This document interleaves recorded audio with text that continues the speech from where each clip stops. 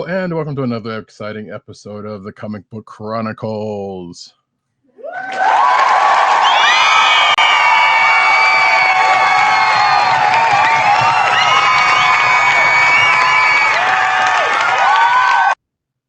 Sometimes when you're juggling those plates, you get one or two good spins.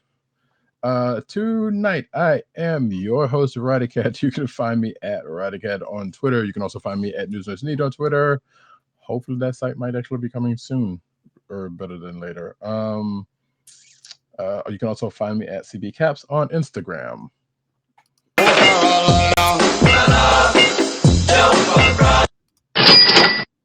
And our man with the sound effects with the facts also sitting low and hopefully feeling better than low. Our man in Brooklyn, Mr. Agent underscore 70 on Twitter and Instagram. What's up, everybody? We're Brooklyn at! We're Brooklyn at! We're Brooklyn at! As you can hear, adjustment of camera, apparently.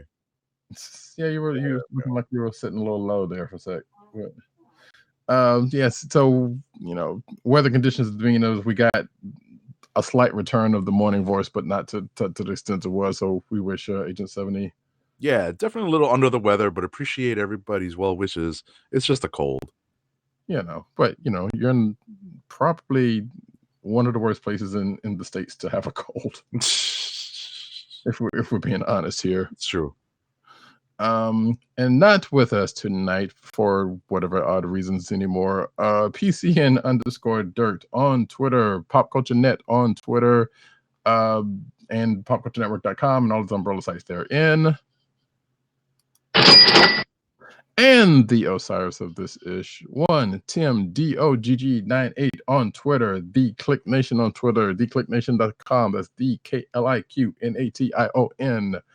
And also CB Cron on Twitter, which is the Comic Book Chronicles Twitter account, and Comic Book Resources, where he's over there writing his face off.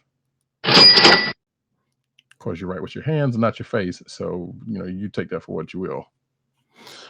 You can find this here podcast on the Coastal of the Podcast Network, y'all. CSPN.us. Do it today.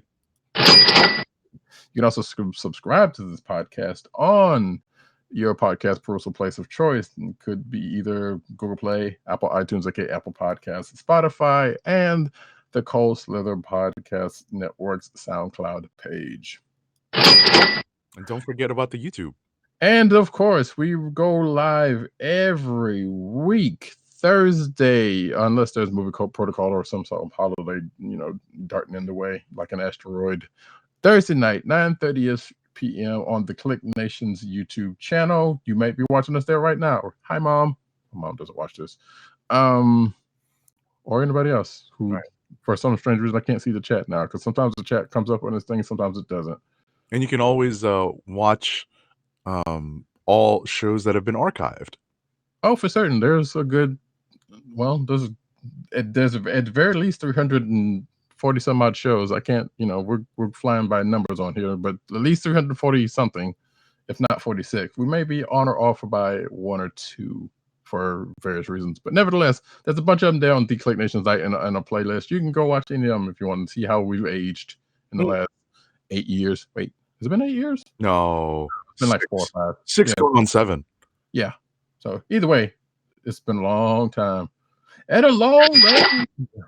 What was that? From there to here. Mm-hmm. Yeah, Enterprise. Catch okay. Yeah. I was about to say, it's not like you're quoting AC/DC. No. Quoting Rod Stewart. But anywho's, we are going to start off this here episode with Black Cat number 8. Yeah, I don't have the sound drop from Janet Jackson here, so I guess I can, but it won't. And you can request it. It won't happen. Mm-hmm. I can almost tell you that now. So good luck with that. Bing. So yeah, Black Cat number 8. 8 and 7 and I. It's safe to say that we've both been fans of this book since it's come out. Felicia's out there doing her thing.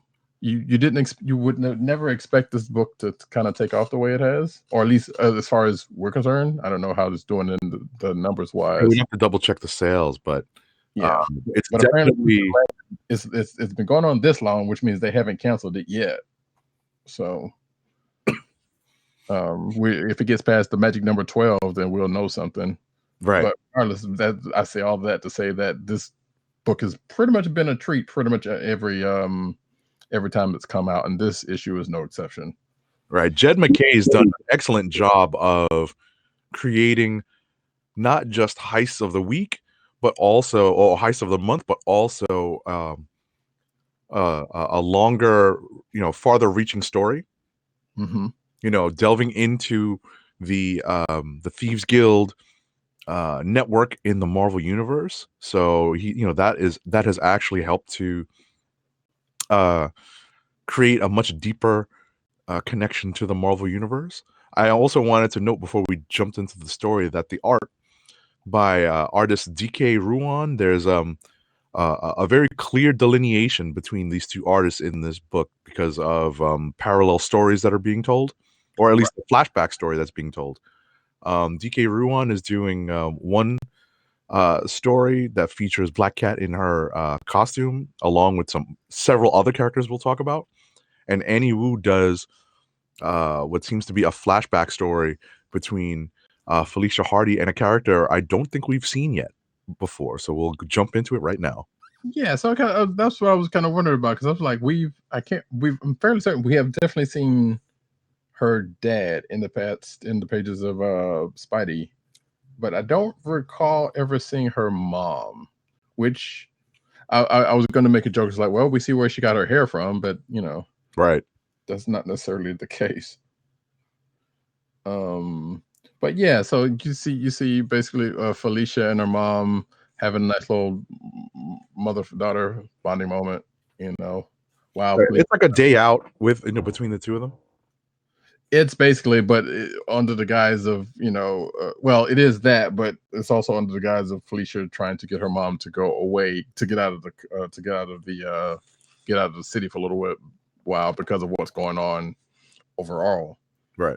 To which we find out at the end of the story is, as they say, on and popping.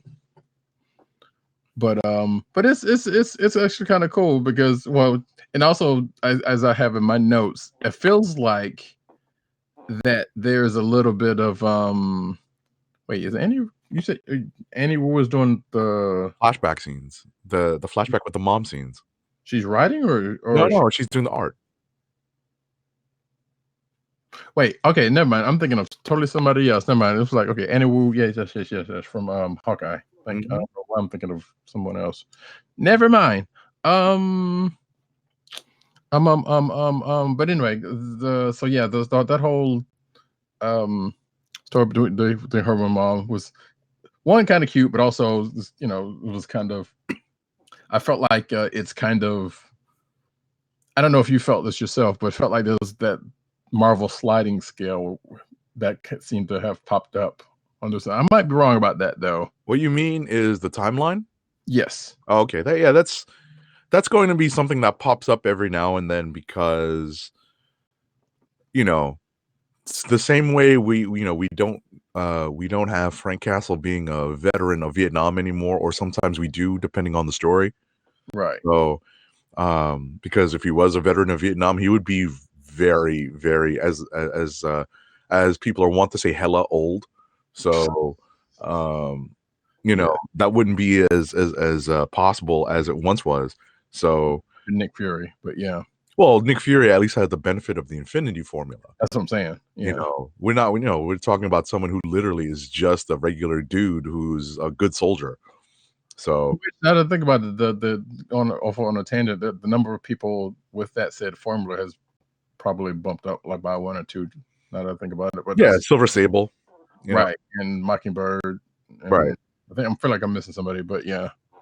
But in any event, getting back to this Black Cat story, yeah, I mean, if we're going to talk about how old Felicia is and how old her mom actually is,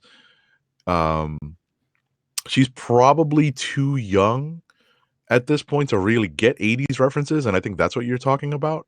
That is correct. That's one thing. No, so I would agree. Unless her mom played it for her.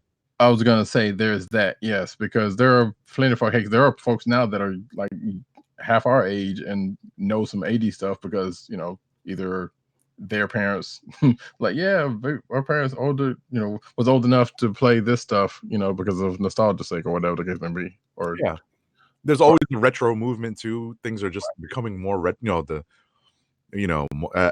becomes something a little bit more modern, right? So, but there's that, and there's also the other story that's being told in this book, of a break-in into Rand Industries or Rand Tech. I forget what the company's called now. Yeah, I can't remember either. But it's just Rand, as in Danny Rand, as in the immortal Iron Fist. Yes, and obviously, if such a caper happens, guess who ends up showing up? Right. Oh, other than Iron Fist, I was going to say that it was nice to see a guest appearance by characters from the recent Immortal Iron Fist limited series. Yeah. Right. I love that part, huh? Pei and Gork. Yes. I thought that part was kind of funny because so Felicia was breaking into Rand Corp or whatever you want to call it to basically get a snapshot of a piece of tech that he has, which apparently is the gate to Kunlun, if I'm not mistaken. Probably. Because I've seen that, I remember seeing that before, but I just can't remember if I think that's it. But regardless, they don't get foiled, but they get interrupted of sorts. And we should go ahead and mention it is her and Beetle for some odd reason, to which we find out in the course of the story is because one, she was cheap and she's basically wanted someone that she wanted some backup because she's kind of feeling some kind of way about things and folks going on around her, especially the ongoing the upcoming ongoing war with the guild. So that ends up rearing its head at the end of this issue. To which out of the pages of Spidey and other places, Beetle being Beetle tries to give her the hard sell on the syndicate, which she's not having none of it, and also causes a conversation about Felicia being whether she's a villain or not, much less being a Spidey villain. To which some would argue that Felicia's being in denial, but I don't know. I'm kind of with her. I don't think she is a such a villain anymore. She just she's in it for whenever she can get out of it, basically. Right. There's some great interplay between herself and Danny Rand about this as well. Yes. And that was a pretty cool. Yeah, considering the kind of people who usually comes after me, as he says, it's refreshing to get just a thief as opposed to people coming after his head. Well, specifically people of a kung fu nature. Right. That's what he was joking about. Like, oh, they want my chi, they want my hands, they want they want to test their kung fu. So it was pretty cool. It was all overall a really entertaining issue. It was cool that it really was an infiltration, an information gathering, and an exfiltration issue. No, that was their mission actually, right. Between Black Cat and this version of the Beetle, Janice Lincoln. So it was overall a really fun issue. And as you mentioned, we get to the end of it and we see that the war with the Thieves Guild in New York and Odessa Drake is on. It's heating up. Wait, is there another version of the Beetle? Well, think of all the previous versions of the Beetle. Well, yeah, but I mean, this is the current one. I'm right. Saying they're not. Just for clarification's sake. Sure, gotcha. But yeah, the overall though, this was a good fun issue. All told, with especially Beetle getting handed by Pei was particularly fun for me. Yeah, that's not exactly fair. It's not, but at the same time, I got a kick out of that because she's like, this is not the mission I signed up for. So, right. And was running after girl with the iron fist, a little girl with an iron fist. No, running away from the girl with the iron fist. That's what was happening. Yeah. And the interaction between Gork, the dragon, the young Shu Lao, Right. and Felicia Hardy was pretty amusing as well. So it was nice to see these characters get some shine, and in a book that I don't think I have to look at the sales numbers. I was filling out the sheet for and be on the lookout for our 2019 year end episode. I was filling out the sheet for that, and I don't know what the sales numbers on Black Cat are, but I definitely would put this up as one of those books that needs more readers, although I think my candidate needs more readers than Black Cat does. So, but that's something for the year end, the 2019 year end show. Yes, whenever that happens, anytime soon, as of this recording. So I'm looking at Jed McKay's writing creds, or at least through a version of anyway. He did write a Daughters of the Dragon. I do remember that. And I believe that's the Comicsology one. Yeah, it was. I remember that. Anyway, I was thinking he wrote Iron Fist before. So I guess in what limited version that he showed up in that series, I think that was the case. Either way, because I was kind of, I don't know, some part of me thought he might have written a miniseries before, which he might have, and I just can't find it right off the bat. So either way, this was pretty cool, and this I think the only other thing, lastly, before we push on, was like the thing I like about this book is that not only it's kind of just floating through the Marvel universe, most specifically the places of a note. Like all of the places that would need that you could boost stuff from in the corners of the MU. I can think the only place she hasn't gone yet is Avengers Mountain, which, who's to say that's not coming if given a chance. Right. But it's nice to see them just kind of those nice little heist stories in the midst of whatever else is going on. So unless you got something else to say, we can kind of push it along. Yep. Oh, also Talk. Go look it up. I didn't look it up, but now after this, I'll probably just punch it into Spotify, see what's up. Yeah, because there's a reference made in the book, which what kind of was Agent 70 was alluding to, that Felicia would probably be a little young to make, at least at this point. Like, we know she's been around since the 80s, but that's again that whole Marvel sliding scale thing. So I guess since we're in that neighborhood, that friendly neighborhood, you want to hit Amazing? Sure. Amazing Spider-Man number 37. Excuse me, not 27. We're past that point. So, hey, guess what?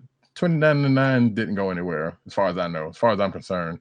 But I was reading that first page, that kind of recap stuff, and I'm feeling like this made a slightly bigger deal of 29.9 than I think it. Well, actually, I shouldn't say bigger deal, but I don't know. It made something of it that didn't seem like it could have. But regardless, after all of that said and done, Peach basically got to a point to where, hey, the thing that was happening in his book specifically is over and done with, and getting back to some normalcy, such as it is in his life, but also deciding it's like, hey, you know what? I need to give some. I keep, because of things in my one part of my life, I have to devote time to. I need to try to do something to get the time back so he can spend with other people, or the people that he always flakes out on, basically. Right. So he basically does. So he basically tries to, as I said, tries to shortcut his life by using that invention, in clairvoyant invention that his co-classmate made, that he ended up using a good bit of. You did finally read that last issue, right? I'm assuming. Mm-hmm. Yeah. So after the events of all of that, which Peter trying to shortcut his life, how that always works out. Mm-hmm. But apparently so far it seemed like he's been kind of using it to his advantage right now. But again, as things that happen is going to come back on him. Probably. Yeah. And on the other side of this, we get J. Jonah Jameson getting propositioned and schooled in the ways of well, not necessarily schooled, but he's he and a former coworker gets to talking to about his legacy, such as it is in journalism. In this new and trying to bring him into this new age or something. I'm not sure what's exactly the deal she was bringing up. Did you remember that person? Yeah, Nora Winters. Yeah, like I was like I know that name. Yeah, it's one of the minor reporters that came out of the Bugle. Right. But it was like, oh yeah, I feel like I remember his name. I just didn't go back and listen to it yet. It's not one of the big characters, but it's definitely someone who's been around. I would say 90s and later. That sounds about right. Yeah, but basically someone who's that was JJ before, and ended up going on to other things. There was a weird Supergirl vibe, like the TV show Supergirl vibe, and I guess what's going on in Superman too, because you know how they said Clark went into basically, I think he left the planet and started a website where he's reporting at one time, or somebody did in that universe. Okay. And I can't remember if he went along with it or not. Because I don't know, I keep seeing him at the planet, so that must not have happened, or something happened. I don't know. Regardless, it felt like there was some shades in this one. Yeah, I would just add a couple of notes about this issue. Ryan Ottley's art benefits from having more time to work on it, thanks to Patrick Gleason coming onto the book to share art duties. Nick Spencer is still writing the book, of course. Yes. I'm not really a fan of Ottley's art, but there are backgrounds in the panels. Yeah. I also mentioned that Kindred is back, Caterpillar Man, and I call him Doc Caterpillar. Right, and that character brings back a blast from the past, and I'm just going to ring the spoiler bell here because it was the cliffhanger page at the end of the issue. So spoiler bell coming. I literally called out this person's name out loud. I'm like, Sin Eater? Yeah, for real. Really? I did the same. I'm like, all right, that's a deep cut. Well, not even a deep cut, but just something that you didn't expect at all. It's coming from a famous story, so it's not as deep as Talk. But I mean, I agree. You're right on that. But as far as, let's put it this way, as far as long as it's been since this character has seen any pages in this book, one, and two, given Marvel's propensity lately to kind of be pulling from old material left and right, it's still is a deeper cut. But you are right; it is a character from a famous it's a pretty famous story. But at the same time, that storyline is a storyline that not a lot of younger readers would probably know that much about. Oh no, not at all, because it doesn't involve a symbiote. So which most stories have. So but yeah, so we will see what happens with that going forward, and hopefully finally we'll get to see what the hell's going on with Kindred, aka Doc Caterpillar, or whatever the heck. Sure. There was something else I was gonna mention. Oh, just real quick, there was that PD was swinging along and talking about using this tech, and he decided to ask some of his friends, one of which being Black Cat, and the panel page of everybody he asked, I'm feeling like okay, I see some of the people like Tony and Carol, because Civil War II was referenced earlier in the book, right? And I believe you and I both talked about that when this first came up. And it was like, wait, did he not learn anything from this? Which apparently not, because he's still planning on doing this thing. But either way, he ends up asking Tony, Carol, Reed, for some stupid reason, Man Thing, which is one that made me laugh. Which I kind of get in a certain way, but at the same time, I get it, but I don't know what kind of answer you expect. Exactly. I was like, he's not going to. He's the caretaker of the nexus of all realities, so that I understand. Right. Yeah, it was like, I get it. You would have had better luck finding Howard the Duck and asking him. But I got a kick out of Daredevil's answer. I was just like, okay, Daredevil. Yeah, I know. It's like, wow, bitter much, huh? Which also brings the question like, well, wait. So does this mean he's back in costume? Yeah, exactly. That was a little tough. I'm like, that's kind of weird. But at the same time, and of course, Captain America was one of them. So which gave so that whole page was kind of amusing in itself. And actually, there is something else that I think gets referenced in here, or it gets referenced in another book that shows up here that I think we can go ahead and talk about next if you want to. Okay. And that would be Amazing Mary Jane #4. All right.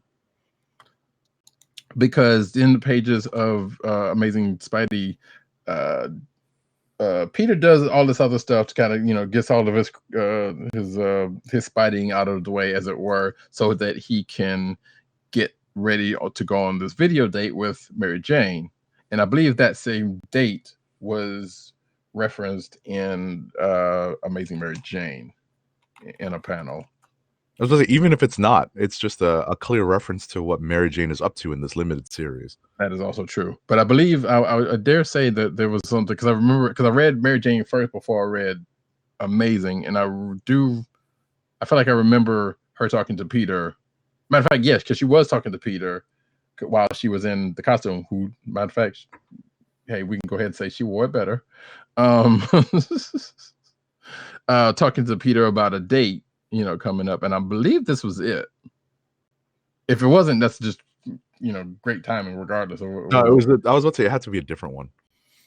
You sure? Yeah, it's a different one because he's in a lab, not at home falling asleep. Well, no. But what I'm saying is they were setting up the date in Mary Jane, and the date happened. In Amazing, I see. Right. So that's what I'm saying. The date that she was referencing in Amazing might have been this one that he did. Yeah, that was the part we didn't get to in Amazing, but what it is. But as far as Mary Jane is concerned, she's basically giving her more roles to this movie. Well, she's trying to hold it together, right? She's definitely trying to hold it together to the end. Yes, God bless her. And that role is because of all of the shenanigans going on with the Savage Syndicate and all the other movie problems, the projected problems that they've been having on the movie, the main character who was playing Spider-Man quit. They only had one more scene to go, and Mary Jane was like, "I'll do it," which kind of makes sense. She wouldn't, not unbeknownst to most other people all around there, she would know Spider-Man more than anybody. I guess they couldn't afford stunt people. That was the other thing. That was the thing that popped into my mind. Like, it's a masked scene, so why not just have a stunt person do it? Well, there was that, but since she did, but I'm thinking like, well, she offered, and I agree with you. I did think about that too, because why did he not mention that? But since they were on limited budget anyway, and right, what this Joker-esque type movie was going to have that much on stunts. But I do like that part where Mysterio is kind of coaching her on how to fight on how to fight the villains, because he knows he's been trounced by Spidey, so I guess he does have a fairly decent knowledge of how Spidey's supposed to fight. And apparently Mary Jane is limber enough and coordinated enough to actually do the moves, or to do such moves, so it's kind of sort of works out. But on the other side of the coin, you have the Savage Six kind of trying to mess up the movie on the other end by using some, let's say, well-worn Hollywood tactics, throwing out rumors and such like that, sicking the paparazzi. Well, they weren't sicking the paparazzi, but since the paparazzi was already kind of there, helping the paparazzi out, trying to find the movie set so they can go trash it again, and X, Y, and Z. Mm-hmm. So that was a lot of. This. I think this is 4 or 5, correct? I'm sorry. This is 4 or 5, right? Yeah, there's, I believe, one more issue in this limited series. Right. So this next issue is going to be the end of it. So who's to say? And then I guess we can safely assume that whatever happens is going to play back into Amazing in the next month or two. Given the whole gist of this thing was that Kindred set up, basically, supposedly, Kindred was the one that set up the movie in the first place, correct? With Mysterio. Right, something like that. Yeah, something like that. So, and it just so happened that this kind of came out of it. And, like I said, there's been no Kindred. Well, as far as I remember, there was no Kindred sightings. But regardless, it's probably going to feed back into. Right, not in this book. Right. It's going to feed back into Amazing, I guess, after this next issue. So, but it's been fun and I've been enjoying it. So, whatever happens with this next one, despite this been kind of the plot's been kind of, just centered around this movie and not necessarily Mary Jane herself, or at least her dealings with this movie, I should say, but not, directly on her. So, but yeah, it's been a pretty good book. Cool. Well, never mind. That's because I was about to say that Master Matrix part was kind of weird to me, but I didn't read Spider-Man Deadpool, so it doesn't. It's irrelevant.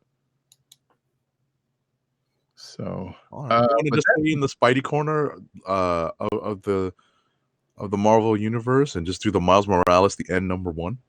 Yeah, I was thinking about that. So yeah, we're gonna round that out. Miles Morales, the end #1. What you think? It was interesting. It's one of those the end books, so obviously we were actually getting to the final story of the character. Right. Yeah, we don't necessarily have a. Well, see, here's the weird thing about those end books, because obviously it's a good bit ways into the future, but is it past 2099? It's hard to say. But the point is, it's supposed to be the last story of the character, so we don't know. It's something that's just sort of out there. It's sort of told. I don't completely understand the point of the stories. I never have.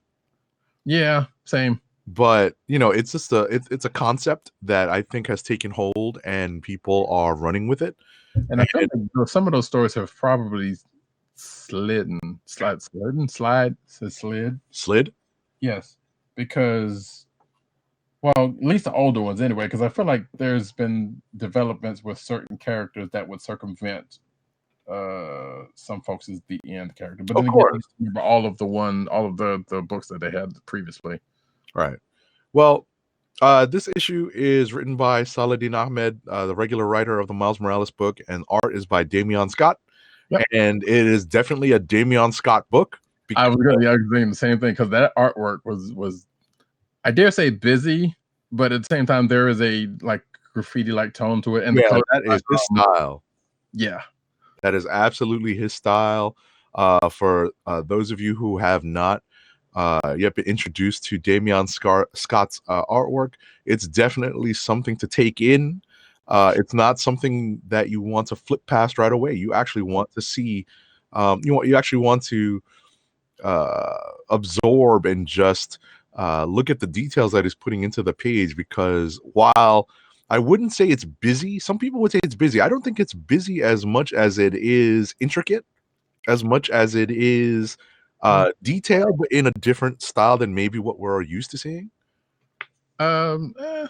Sure. Excuse me. I'll go with that. But I mean, busy in the say there's a lot going on in the line work and whatnot, but yeah, intricate is still another word that you could say to it. And the colors by who's doing the color? Dono. What is it? Dono Staten? Hold on, I'm trying to gotta look at the credits page. Yeah, I had his name. I should have wrote it down.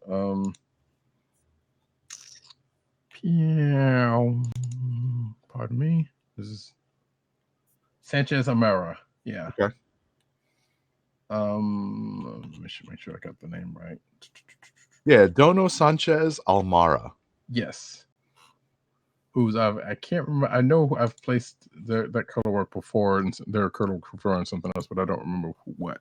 Regardless, it was some good stuff. It's just that, like I said, it's on first glance, it's like, okay, it looks to be a good bit. It is definitely intricate, and it's definitely good stuff. We're not saying that it's bad, because it's definitely not. Like the thing that was kind of funny to me is like, why does Miles look like Ossie Davis? That's one reference. It was a reference not too many people, young folks, is gonna get. And yeah, the timeline of this was kind of like weird. Like, we don't know when necessarily it is, and especially since 2099 being, brought back on us again. It's like, well, when in does this place, and if it does take place in relation to, what's been going on there, or what we know of the future, what we quote unquote know of the future. Right. I mean, just to encapsulate the story, it seems that some sort of disaster or plague has befallen the U.S. Right, and or something. Right, and Brooklyn, shout out to Brooklyn, has become a bastion of safety and hope, and Miles is tasked with defending it. There are pockets of of um, of safety around the country, including somewhere around Jersey City, where we find out that Miss Marvel is, Right, or Kamala Khan is.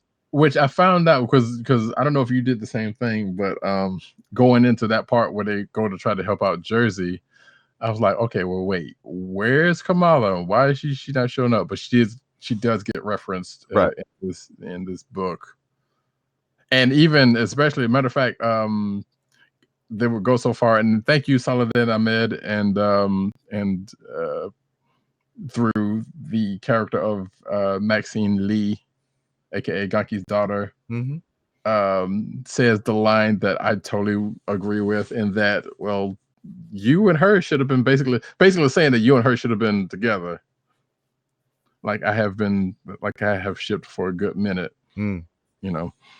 And somebody had to say it, and I appreciate that character and through Sullivan for saying that, regardless of if it will ever happen, because he definitely does not have that going on in in either one of his books that he's writing, and that being Miles and Kamala. Right. But yeah, so this is basically a one and done, in that Miles is defending the city, or the town rather, and something happens to where the town gets breached by a. It's not a town. You know what? I don't care. Look, I know it's a borough. I got it. Sure. No! Sleep till Brooklyn! The place where you dwell. Shout out to Gangstar and Diggable Planets. That's funny, but at the end of the day, there are apparently rogue groups who are looking to breach these safe havens, and one of them is led by some dork who's dressed up as wannabe Captain America. And I was wondering what you were going to think about that. And Miles is just like, hey man, step off, because it's too much, Like, that's right. He was like, I know this dude, and you're not that dude, basically. So. But in any event, we do, without spoiling too much, it is in the title after all. We do get the end, of Miles' story. But it's a good one and done story. It has a lot of possible futures that could still be explored in the book. Sure. I mean, yeah, I think they titled the end books as they never said definitive, but they basically, I feel like for the Prime 616 universe, that that's supposedly it. Which again goes back to what I said earlier about, like, feel like some of the older ones kind of step on that, and as you just said, that doesn't necessarily, things can happen to where that can circumvent it. Right. But I can't remember which one's coming up next. I know there's like one or two of them more that are coming in the coming weeks, and I can't remember whose they are. And in relation to the end ones, I suppose those are still played the way they are, because they're not doing they're not redoing any of those old ones that I know of. Right. But yeah, so if you want a nice see how so I don't know. So the only thing I'm gonna say real quick about this was, like, I don't know. It was a good story. Like, Miles went out, I guess, in the kind of the most Miles way he could, but it also felt like, really, that's it. I don't know. I don't know what else would I be expecting from that. Like, he, right. But at the same time, it was like, I don't know. I feel like it could have gone out a little bit more than that. But at the same time, I could probably say that about anything in any of these folks, So, but regardless, that doesn't mean that it wasn't a good story, and it didn't serve its purpose, whatever that may be. That being the case, you want to pull out maybe one more before we go wrap it? Immortal Hulk. Oh, sure. Okay. Immortal Hulk number 29. It's a favorite of ours here in these here Comic Book Chronicle streets. Right. I know that PCN_Dirt is still endeavoring to catch up every time a new one comes out. He's, just falling a little bit further behind. So, but essentially this issue is set up around the fact that Roxxon and the Minotaur and Dario Agger are getting ready to make a counter move against the Immortal Hulk. And they essentially set a trap for him. And looking for Thank you, Admiral Akbar, and the trap is set with bioengineered monsters that are appropriately named, trying to force the Immortal Hulk, into action during the day. Mm-hmm. To which he recognizes this and still goes into it. But so yeah, those I would dare say the names of those monsters are not necessarily, I would say, close to the nose, not necessarily on the nose, but maybe with the exception of one. But the code names for those said monsters, like, okay, we get the inspirations here, but like we'll see what's going to come out of them. So, I mean, yeah, there's that. I mean, the only other thing is we find out a little bit more about the fact that the Hulk can come out during the daytime-ish. Right. Apparently, that's still an evolving trait that Samson and Betty Ross were discussing in Shadow Base just prior to the Hulk getting before Roxxon sprung the trap. But I just wanted to give a shout out to Joe Bennett, and obviously being sick at home today, I had a chance to actually Google Joe Bennett, and that is not his name. He is from Brazil, and it's a much more Portuguese sounding name. So anglicized his name. Yeah, he definitely anglicized his name. It's Benedito Jose Nascimento. Oh, cool. From Belém, Para, Brazil. Okay, cool. So that's cool. I did not know that myself. So that's kind of he's dope. been in the game for years, and I had no idea, and I'd never bothered to Google the fellow. So it was nice to discover that. If you had run up on him at a con, you'd have been like, "Wait a minute." Well, not even that, but yeah, definitely asking his background. Right, considering. Well, I'm just saying, if he's at a con and he still has a deep enough accent or an accent enough to where it would lead you to question it. Mm-hmm. That's what I'm saying. Yeah, but phenomenal art by him on this. The monsters look great, as always. That was the part, speaking of Samson and Betty, that was kind of curious. So at the end of the conversation, and Bruce walks by to talk to Samson, and Betty just happens to change. I'm like, I was like, that was kind of strange. But at the same time, I guess she still kind of has some sort of animosity towards Bruce. Right. But at the same time, her as the Harpy later on talking to Hulk was kind of expressing some concern, such as the word. So I was like, well, okay, well, what's that about, So, but I assume that's, this is Al Ewing we're talking about. I assume that's going to come back up at some point, right, soon. So I guess we'll wait and see how that goes. But that was Immortal Hulk. Like I said, a continual favorite of ours here, the Comic Book Chronicles. Right, and we're invested in the book, so we are definitely on board for the long game that Al Ewing is playing. Safe to say. This is definitely. I don't think it's necessarily new reader friendly. I think this is a book, though, that is getting lots of attention and getting lots of reprint action in trade paperbacks. So this is something that you want to go back and find on Comixology, on Marvel.com, through Marvel Unlimited, or through trade paperbacks at your local comic book store, to get caught up on, because we are now pretty deep into the story. We're 29 going on 30 issues in, and it's definitely worth catching up on. Right. You know what? One last book before we hit wrap it. Sure. Because I feel like we don't want to give. I think you and I feel similar about this one, that we can talk about it at least for a minute. New Mutants number 5. Sure. It's New Mutants in So Space. we are finally back to, or finally, it's only been 2 issues, but we're back to the core group of New Mutants, the old crew, Yeah.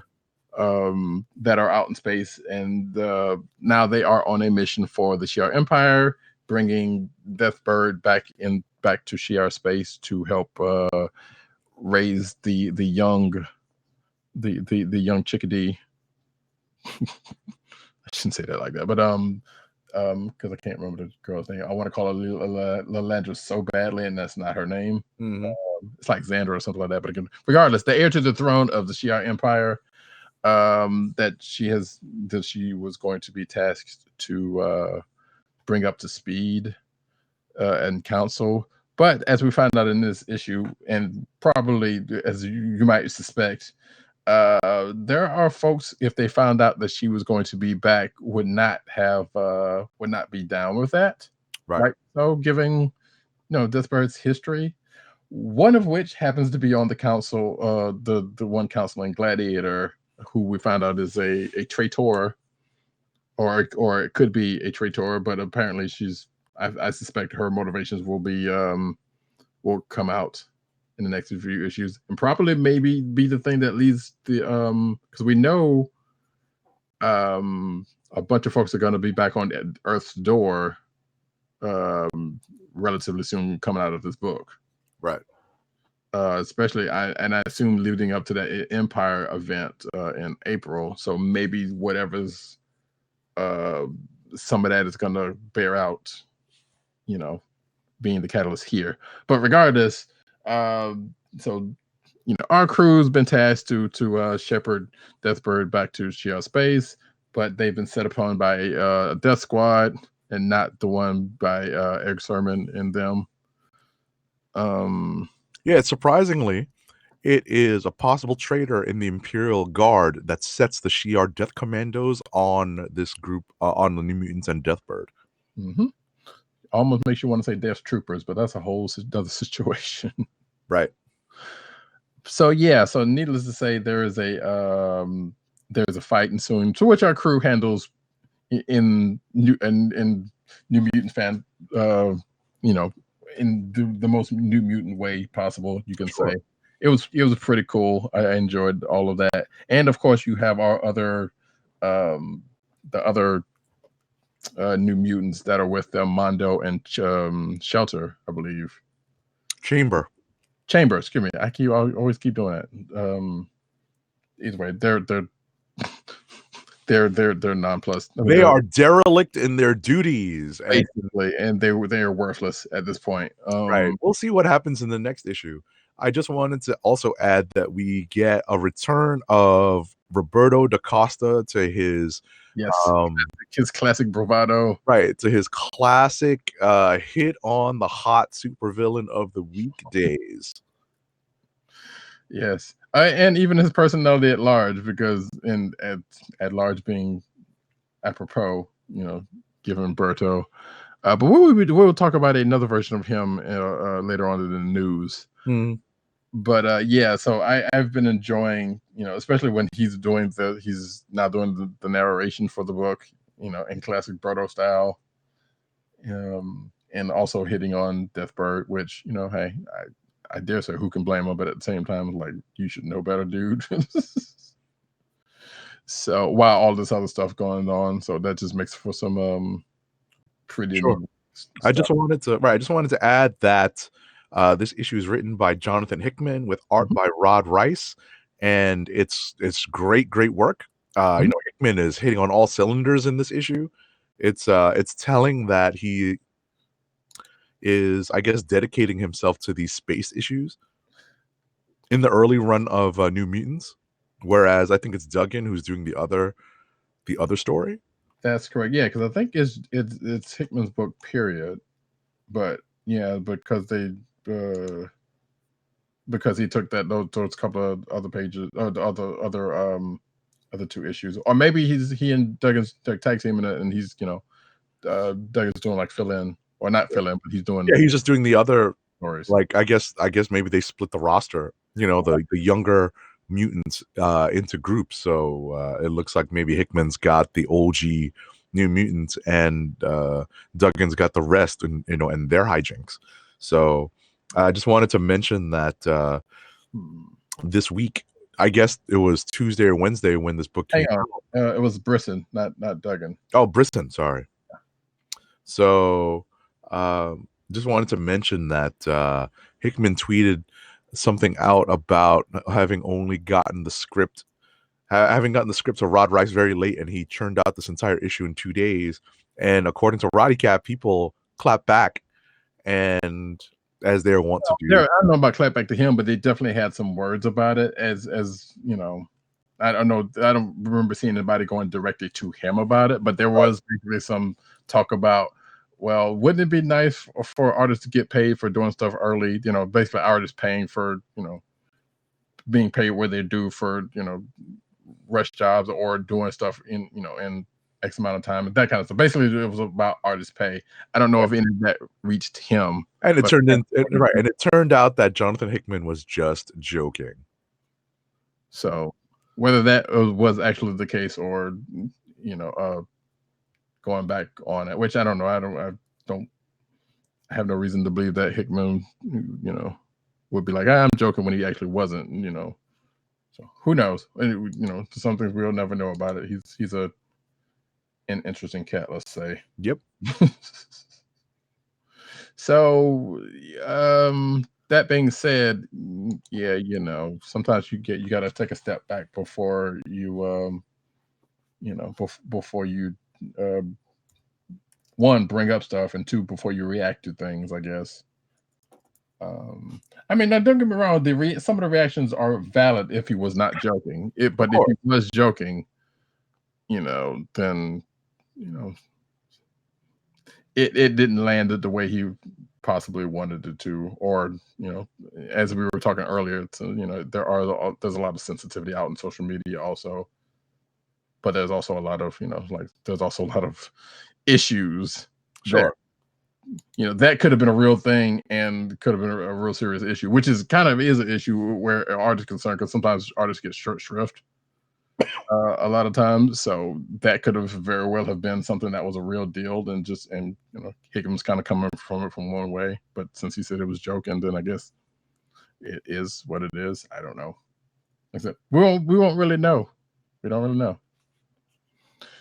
But anyway, that is New Mutants number 5. And I will say that even if it was the case that he did do this in 2 days, that's some hella good work. Yep. So, and hopefully he would get compensated for such if that were the case. So we're going to run headlong before 870 coughs up along into rapid fire.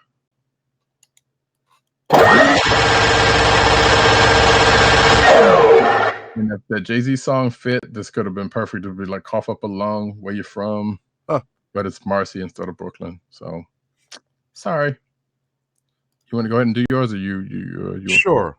I'll run through. I think we've got some. The thing you pretty much got, you pretty much will take care of the rest of mine.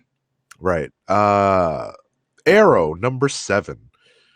It's a slow developing plot that really hinders what seems like a good, solid opening story for this character. Actually, we're past the opening story, but it seems like we're still in it. Yeah, see, that's the weird thing about it, because it feels like there's a weird time jump or something going on. Because it's like every time she feels like she's going forward, every time this character comes back, it feels like it takes a step back in time or something.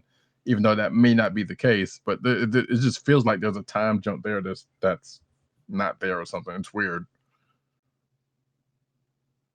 So yeah, I'm kind of with you on that one. It's like, okay, so are we going to get some forward projects? This is a person she's met before, like it's already been established, but why are you talking like they just met or something? Right. It's just moving very slowly, and it makes it tough because we see her in the various Agents of Atlas titles, and we're going to see her in Atlantis Attacks. Right. So it just makes following the story tough, but it's still a lot of fun to look at. So I guess that's a small consolation. And it's a pretty quick read too. So, I mean, say what you will about that. Like the art is gorgeous. Right. It's a pretty quick read. The story could be engaging. It's just that if it didn't keep going like back and forth. Right. The adaptation now is I believe Amy Chu is dealing with the adaptation. It's the book has been handed off from Greg Pak to Amy Chu. So there's that. Next up is Ghost Rider number 4. Danny Ketch finds a new identity, care of Belasco and Limbo. I wonder what Magic, aka Ilyana Rasputin, has to say about this. And we I was gonna just mention, sorry, I was just gonna admit we did have some, we kind of alluded to this in some news like probably a week or two ago, and this is basically what the end result of that was. Right. And just to finish up, we finally see Mephisto actually getting broken out of his prison in Vegas by Johnny Blaze. So we still don't know how this interacts with all the other stuff that's been happening in the Marvel Universe with appearances by Mephisto, but now he has been broken out officially. So everything where we see him other times is after this point? Maybe. We don't know. Yeah, so we don't know what's going on, or that's other stuff was like, he was still in jail. It's just that whatever. Yeah. Who knows? Big fat baby. So next up is Ghost Spider number 6. It's a new story that starts with Earth 65's version of the Storm siblings, Johnny and Sue. It is fun to see Gwen live a dimension-hopping life with her bandmates and work with her father to stop a bank robbery all out in the open with no worry about her secret identity. It's really an interesting take on the Spider-Man story with some really important twists. We both read Magnificent Miss Marvel number 11. Yep. Kamala takes on Storm Ranger and it doesn't go well. And I would add, I'm sure you're gonna have stuff to add to this, but that was a very scary alternate face that she put on. Yeah, yeah. I basically just said, yes, it's a straight up anime voice. I mean, excuse me, an anime face, because it kind of so people of the anime kind may know of One Piece, the anime, aka also manga, where the main character has a similar power to Kamala, and some of this issue kind of made me put me in mind of that, including that face she makes. Right. That is kind of some of the faces that would have been in Luffy's world. So that was kind of funny to me. But yeah, that was a weird face that she put on. And yeah, Storm Ranger being her suit, her not symbiote suit, that has now come along. Actually, we can now liken it more to Terminator, I guess, than symbiote, but it is still a symbiotic type of a beginning for it, because there are protocols that it enacts thanks to going after Mr. Hyde and whoever else, and I guess in gaining its sentience also, to where it takes a mind and spirit of its own. So we will, and we also had news about that last week, which we talked about, which I guess we're starting to see the shades of from this issue. And as Agent 7 said, yeah, that fight didn't go well for Miss Marvel. Hopefully, we'll see what happens next issue. All right. I think that wraps up the books that we have in common this week, correct? That is it, yes. Okay. So last up on the last home stretch of my books for the week, we have The Clock, number 1. This is an Image book by, just give me a moment. It's by Matt Hawkins, and on art is Colleen Duran of Flight fame and colorist Brian Valenza. The premise is really interesting. The story revolves around a virus that spreads a cancer, or at least infects people that are predisposed to having cancer. And that cancer metastasizes and kills in months and is basically impervious to treatment. And the hunt is on to figure out what is going on.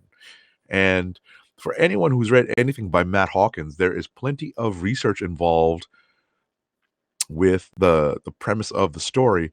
And at the end of the book, we also get some a snippet of some of the research involved with the concept of the book and the ideas behind it. The book actually ends on a pretty interesting cliffhanger, because something that we thought we saw or thought that we learned about in this issue may turn out to be not the case. And overall, it's a pretty interesting concept. That's really what I got from this, and it will bring me back for a second issue. Last but not least, X-Force number 5. This is a potential click of the week for me. It's a shame that Roddykat did not get a chance to read this, so I will not spoil it. I will just go in very broad strokes. Just based on the cover, you can see that Dustin Weaver seems to have a soft spot for Forge's look right around the time that Jim Lee was still on the book when he designed this particular uniform for Forge, when all the X-Men were running around in the classic blue and yellow uniforms. So this pretty much more solidifies Forge as basically Q branch, correct? Because without kind of, yeah, he's definitely in the armory. He's definitely providing weapons to X-Force and I guess any of the other characters who are gun toters, and he's integrating Krakoan technology and organic technology into his designs. Without spoiling too much, we do get a resolution to what happened at the end, to the cliffhanger ending at the end of the last issue.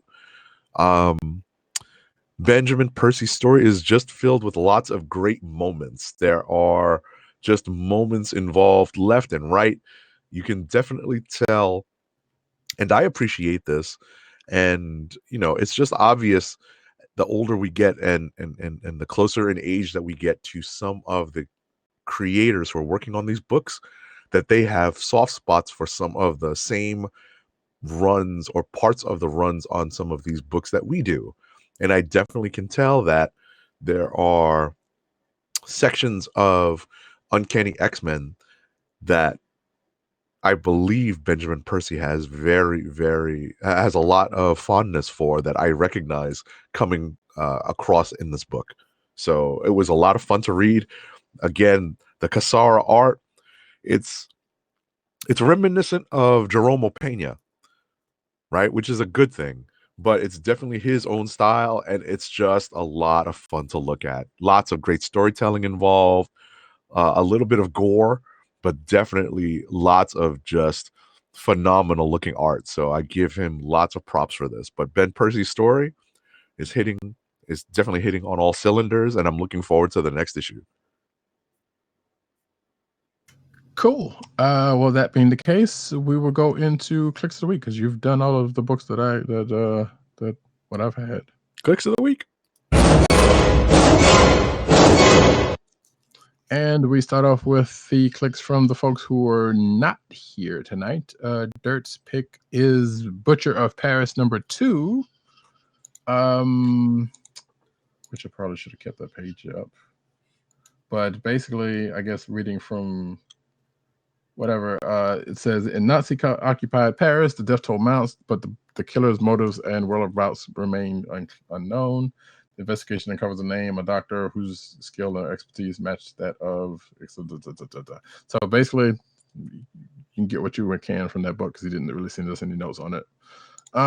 And for Tim is Young Justice number 12, which I had not had a chance to read yet, but skimming through the first couple of pages, it looks like the crew finally got themselves back on Earth, and they're at the Hall of Justice, and apparently another Wonder Comics group or set of twins, let's say the Wonder Twins, I guess, meet up with the Young Justice crew, and some things happen. Like I said, I hadn't really read it, so just skimmed through it, and I don't like the cover because, well, actually, I'll tell you what, the colors are dope, but it's like if there's somebody on there who they got scrunched in the corner as opposed to the other people in the book. But that's neither here nor there. Like I said, I'm kind of behind on this book because there's some pre-reading I need to do and I didn't read last issue because of that. So Right. but hopefully I will be catching on to it because I have been enjoying Young Justice. So despite who's writing it. Ah, So that being the case, do you have yours?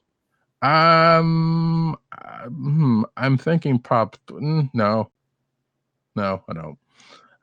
I think I'm gonna I go. know what I'm leaning towards, but it's like even out of those two, it's I like, only have two candidates. One of them is X-Force number 5, which was great. And the other is Black Cat number 8, and I think I'm gonna go with Black Cat number 8 as my click of the week. I just had a lot of fun reading it. Lots of great character interactions.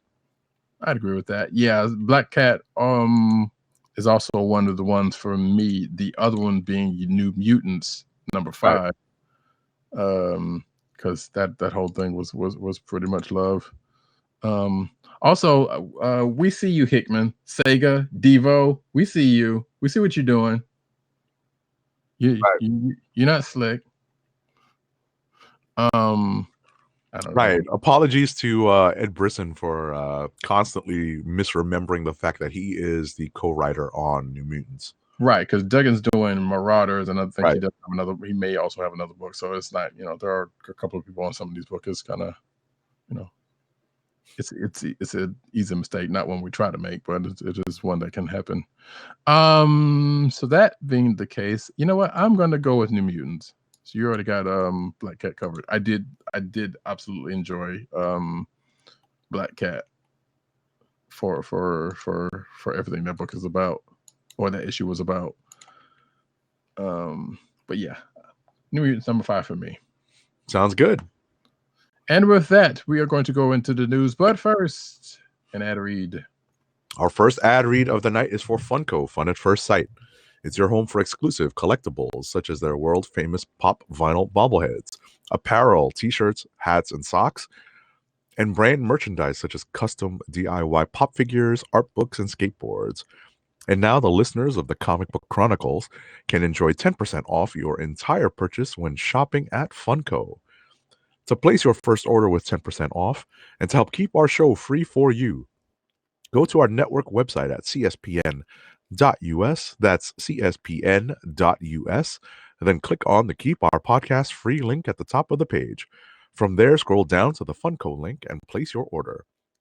When you get to the checkout, put in the offer code SHOP10 for your 10% off discount. Funko through cspn.us. Do it today. Now it's time for the news.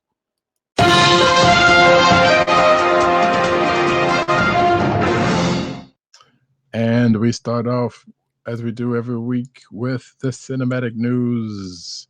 Starting off, Doctor Who writes out Torchwood and Unit with one single line, which, if you, like me, have watched a good bit of Doctor Who and know who both those groups are, that's kind of crazy. Well, I guess maybe not. I am not up on current Who, unfortunately, so that's I haven't been able to see last season or this one coming up because I don't have the appropriate channel, sadly. But apparently, yes, in whatever episode this was, it sounds like Unit and Torchwood folks have been reassigned, which means that they no longer exist in the Whoverse. So no more Jack Harkness, I guess, unless he shows up. No more Brigadier Alistair. I can't remember his last name, but regardless, those names will ring a bell to some folks who know about Doctor Who, and now I really want to catch up with this to see what they said. So, or specifically what caused that to happen. So, anyway, moving right along. All right, next up, apparently, the Rise of Skywalker may have made a major extended universe not canon character now canon. Just as a quick refresher, when Disney bought Lucasfilm back in 2012, they basically said, "Screw you guys! All that EU stuff doesn't count." But Yep. now they are Both video slowly games. incorporating. Right. I was going to say they are now slowly incorporating, picking and choosing the stuff that they like into the new canon. And Go ahead and put out a plea to the Disney group. Make the Genndy Tartakovsky Clone Wars canon, god darn it. Because it makes so much sense. It introduces freaking Grievous and Asajj Ventress, who show up in the other Clone Wars and have no kind of introduction. Yeah, we'll see how that goes. But yeah, it's kind of been slided out of canon, sort of. But anyway, in this case, go ahead. I was just going to add that this character, Dash Rendar, who I am not familiar with, but my understanding is that he looks a lot like Cable, and he covers a lot of the stories that were happening, that were being published about the time between Empyre and Jedi in the 90s.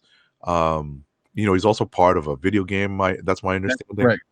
So Shadows of the Empyre, for those who are up on EU canon, this is where Dash Rendar, which if you know Dash Rendar and you are up on any kind of EU canon, you know who in the world this is. But yes, so Shadows of the Empyre is where Dash Rendar comes from Clan of Fae, both I believe the book and the video game at the time. And I believe there was a couple of other, he might have shown up in a couple of other video games.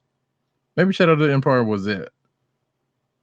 Yeah, I think Shadows of the Empyre might have been it, because there has been a couple of other characters in the other video games that have shown that are still not canon, but apparently this one is. And according to, but I guess we should go into how, and this might be the case. And actually, I'm not entirely sure, because it's basically. Excuse me. Oh yeah, Thrawn, also another EU character that's been brought back into actual canon because it's in Rebels, right? Right, which I'm almost to that point.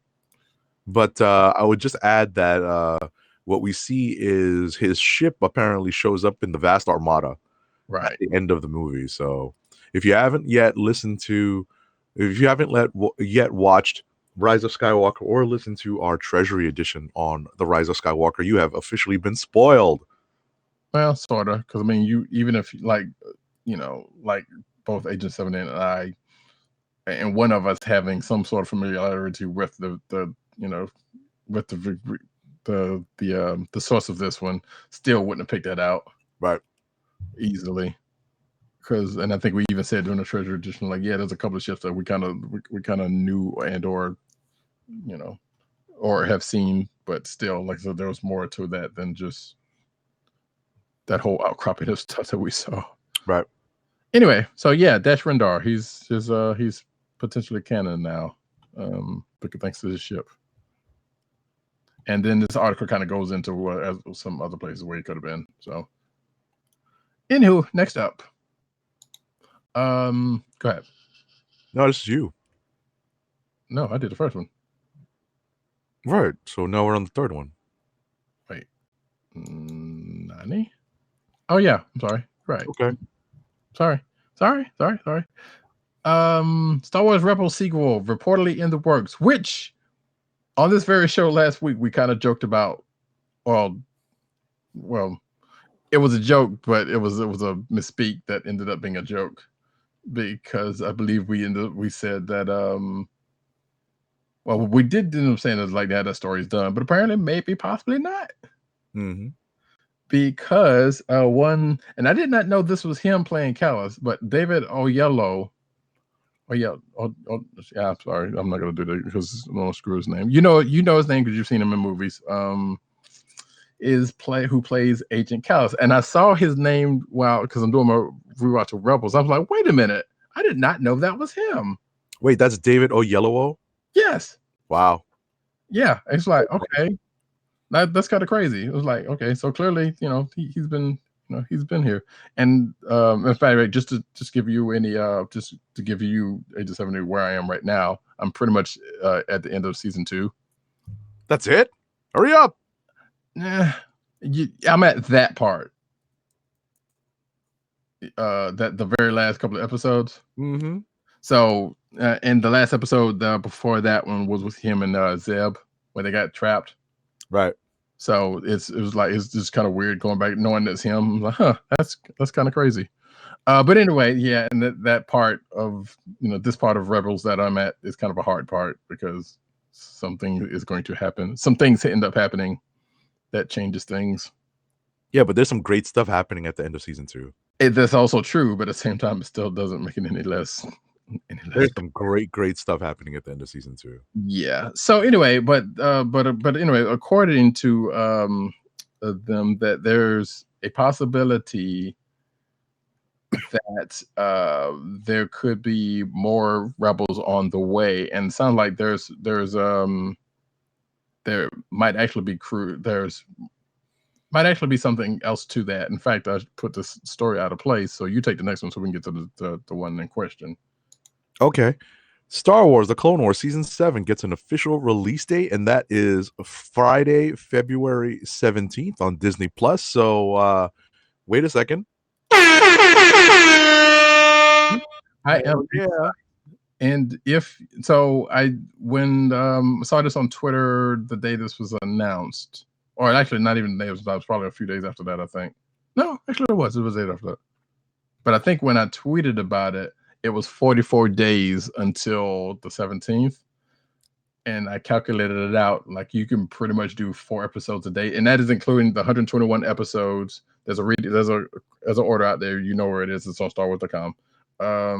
And the movie, which is like an hour and a half, a little over an hour and a half. You can do like 4 episodes a day and get caught up in plenty of time for the 17th. Yep. And that's like the stuff that was done, because there's also those 9 episodes that was not finished. But if you can find those, good luck, because they're not on Disney Plus. So, but that's all the stuff that's the animated stuff, because I think that list also goes into like a book or something. Right. So yeah. Time for that rewatch, folks. Get to it. And next up, going back to Rebels, Star Wars Rebels sequel to follow Ahsoka and Sabine's search for Ezra. Spoilers for Roddykat. Yeah, which is a slight spoiler for me. Well, it is, but it isn't. I was spoiled well before this, but nevertheless, yeah, it's still kind of sort of a spoiler. So if you know what happens at the end of season 4, Rebels, I will not continue to spoiler it any more than this already has. But it sounds like if and or when they plan on doing this, which sounds a little more likely to do, but it is still a rumor. If they do it, this may be where they take up. In that Ezra's missing somehow. To which I kind of spoiled myself, and kind of know a little bit more than what I did about what happened, at least one part of it, to cause this. Right. You already know what I'm talking about, so I won't go into further that. So I was like, okay, I got to get there, because that seems weird. So yeah, we may possibly get another, in addition to another season of Clone Wars, we may possibly get another season of Rebels, and I am happy before that. Moving right along. Next up, how Palpatine got his Star Destroyer fleet is explained in Star Wars 9 book, The Rise of Skywalker Visual Dictionary. So apparently, a lot of stuff has come out. Yeah, unfortunately, in order to get a lot of the information that I think makes you say, during the movie, it's important to look at this visual dictionary, because my understanding is that it says that these followers of the Sith and their children are the ones who built the destroyers and are manning the destroyers. Right. Which still, that's a hell of a lot of people. Yep. To be in hiding for that long and whatnot. And right, still, the cult is called the Sith Eternal. Sorry about that. No, it's fine. It's because I want to say there was quite possibly mention of a Jedi version of. Well, technically, there kind of is if you think about Rogue One, but they're not necessarily. It's not. Well, there is actually even in the comics. I just thought about that because there was those folks that Luke runs into on Jeddah during Star Wars, and I guess it's some of those same people that were similarly involved in Rogue One. So technically, there is a there's a light side version of a similar faction. Not necessarily a cult, but you might as well call them that. But regardless of that, I jokingly said, I was like, you know what? I feel like this visual dictionary pretty much has the answer to everything, including some real world problems. But it's kind of sad that you would have to read a book like this just to get certain pieces of information like that. I get why it's like that. Mm-hmm.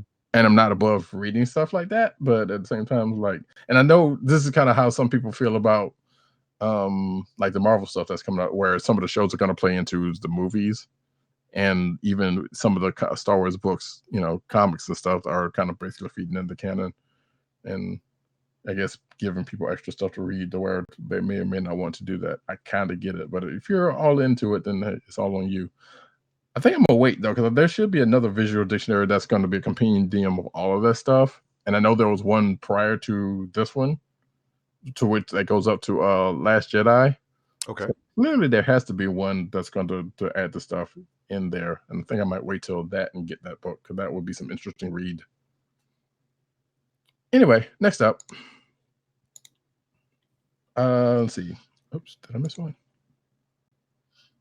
I did not. Okay. The fight choreography for, you should have gotten this one actually.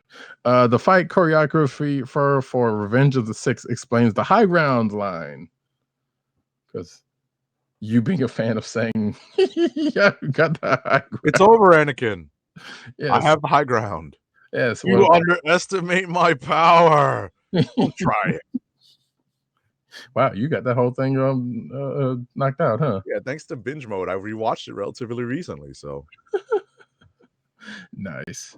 So yeah, but apparently this article goes into the stunt casting. Apparently the fight choreographer, excuse me, was a friend of Hayden Christensen, and they used to live near each other in Australia.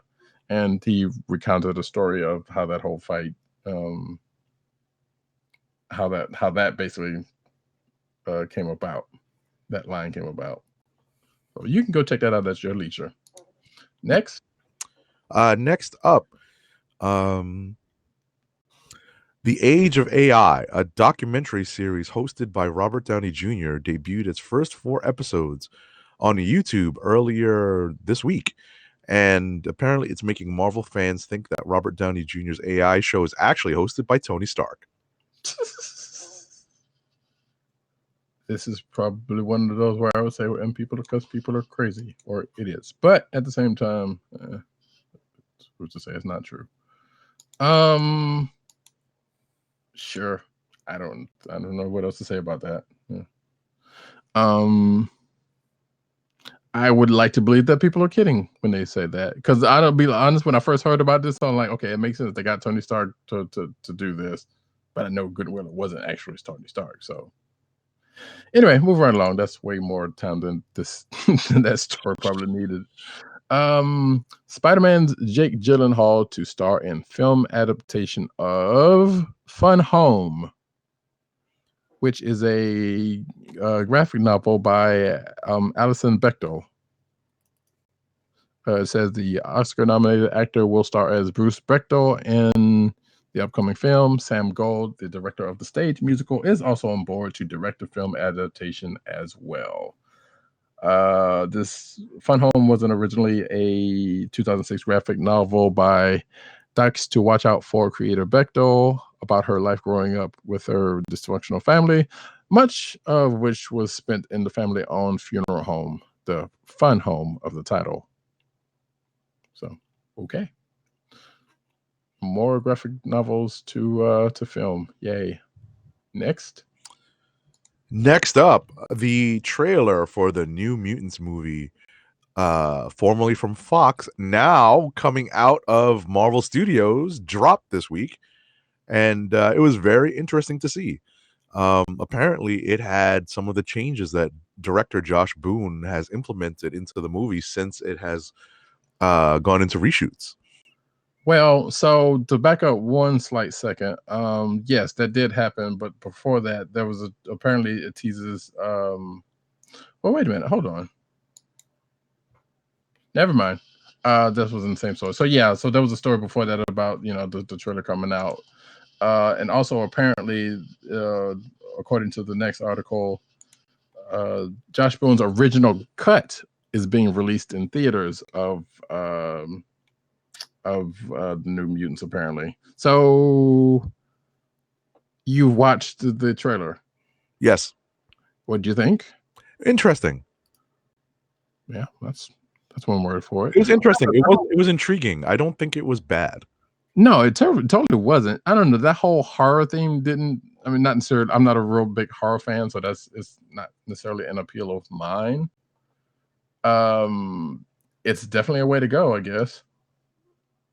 So I don't know. I'm still curious about it. I don't know if it's going to be a day one watch for me, though. Right. And mainly because of the horror stuff. Because like I said, I'm not a real big horror fan. So, but it definitely looks interesting for sure. Do we know who I'm assuming that was Moira, but do we know who the lady was in the with the rest of them? No, and I hesitate to say that was Moira McTaggart. Yeah, because there was nothing given about that. That's my speculation. Right. And I don't know if I doubt if that's the case. Right. I think I posted something about this in that we finally understand now how to pronounce Rain Sinclair. I thought about that too. Well, which we talked about that before too. And yes, they did. That is actually a thing that is that they've confirmed. Right. It's like we have all been butchering this poor character's name for years. I know, right? Which again, we've had this conversation as recently as like probably a month or two ago about that, and it might have been before. I don't know if it was on record, because it might have been like before we talked. I mean, before we started recording on a show. I don't remember. I'm sure I still have that recording somewhere. Regardless, hey, it is here now. We finally got the official name. The trailer looks good. The only other thing that kind of didn't sit right with me is like the dude they got for Roberto. Yeah, he's a little. What's funny about it is I read a little bit about this. Apparently, he is part Brazilian. Sure, but he's light skinned. Right. And Roberto's character is very much black. Exactly. So I even said on Twitter after I watched it, I'm like, okay, so they couldn't find a darker skinned Roberto. I know good and doggone where they got dark skinned Brazilians, but I don't know. And apparently, I don't remember this because it's been a long time since I read the book, the original graphic novel, introduction. But apparently, Bobby DaCosta's character was introduced with very, very heavy aspects of racism involved, against him being a black Brazilian in Brazil. Right. So it's a shame that the original creators of this movie thought to slide past that. But also in this day and age, still not surprising. Right. It's like try harder. Yeah, exactly. So I don't know. Like I said, it's the trailer's out there. You can go check it out. The movie is actually coming in April, I believe. Yeah, it's coming up soon. So after all of the will it, won't it of the past couple of years, we finally got something to show for it. Sure. So yeah, hopefully they do better. I don't know. Anyway, right. I think I got next because we kind of squished the last two stories together. We sure did. There's a rumor out there that Marvel Studios may have gained full control over the Hulk and Namor. So where is this posted? What? No, I'm saying, this is posted by CBR. Who's reporting this rumor? Yeah. See, again, just gotta have to be a little judicious about where we're getting stuff from. Because I mean, and granted, I kind of trust CBR, and not just because we know somebody that works with them, but at the same time, sometimes there are sites and places, I've fallen into. Yeah, they are. Yeah, exactly. They're citing another source, another site. They're citing rumor sites, and sometimes that's not a good thing to do without something credible. Which I get. Sometimes news is slow, and you gotta, put something out in the air as opposed to nothing, I guess. But anyway, so some rumor place site, I guess, has a rumor saying that, and this is a very stupid thing. I've heard from someone very reliable that Marvel has gained full control of Hulk and neighbor. So those pesky distribution hurdles no longer exist. So that's basically like me saying, hey, my cousin heard from my brother's, uncle's, father's, sister's dairy handler. Yeah, this is like Luis from Ant-Man telling the story. Exactly. I'm like, it's not, there's nothing credible. Why would you, granted, someone would say, well, why are you talking about it? But sure. I don't know.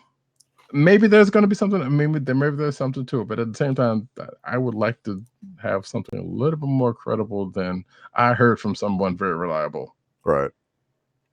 From some rumor site at that. So, and granted, now we've heard some stuff from folks that ended up being the case from, reliable sources that we have talked about after the fact. But still. Anyway, it is. Yeah. All right, before Agent 70 dies, Taika Waititi reveals when Thor: Love and Thunder will begin filming. And apparently that's going to be sometime this summer. So, yay. Sounds good. Yeah, sure. Apparently it's going to be slated to be released November 5th, 2021. So, I'm going to guess it'll probably make it before then. Right. Or at least they'll finish shooting before then. Right. Next up, speaking of Thor: Love and Thunder, it is being reported that Christian Bale is in talks to join Thor: Love and Thunder, and speculation of the role that he is being cast for is running rampant. Yeah, and I don't like it. My gut says that it's Gore the God Butcher. My gut says Balder the Brave. Okay. So the prevailing theory is not Balder, is Beta Ray Bill. Bill, and apparently a lot of people want to see Bale as Beta Ray Bill. I'm not one of those people. My gut says Gore the God Butcher. I think I can just see him as Gore the God Butcher. That's actually one that I didn't think about. He's the bad guy. I totally see it. There is someone saying, yeah, there are a couple because that's American Psycho all over it, Right. Swear to me. Yeah. Seriously. I mean, that's a Batman line, but I mean, I totally see him as Gore the God Butcher. Yeah. Because that's the run that is influencing Waititi's storytelling in this movie, because obviously he's going to bring in Jane Foster Thor. Yeah. So that's my guess. Yeah. That's a more credible one than Beta Ray Bill. Well, not credible, but that's a more likely, maybe. Yeah, than Beta. I don't know. Beta Ray Bill could very much come into this one, so that's not necessarily saying it's not likely. Right. And I feel like Taika Waititi would be the one who'd be like, "No, we're gonna bring the Horseman in." Right. So they both could be the case, and Bale could be one or the other. I don't know. I'm still putting out, like, me saying that my thought being Balder probably means it's probably going to be wrong. But at the same time, I don't know. I'm also one to think that why does he even have to be in the MCU? That's just me. Who? Bale. You know what's funny? What? I get this sneaking suspicion that Waititi's gonna completely turn his reputation around, because he's so famous. Yeah, he's so famous for doing like these overly serious roles where he's yelling at people off screen, where you put him into like a Waititi helmed MCU movie, it's gonna like totally flip his perspective. I have a funny idea about that, Be a Jeff Goldblum situation. Maybe. Sure, I could kind of see it. Although Jeff, that's a right. But at the end of the day, you take him off of a Christopher Nolan Batman movie where everyone's like, sure.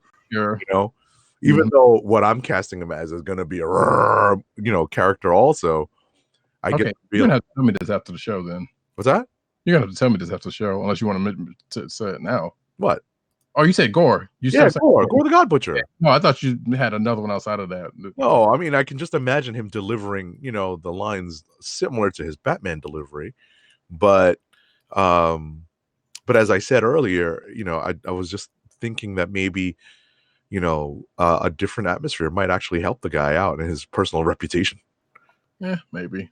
Or doesn't need the help and doesn't need to be in the MCU. Moving right along. What's next? How Logan of all movies inspired Patrick Stewart to return as Picard.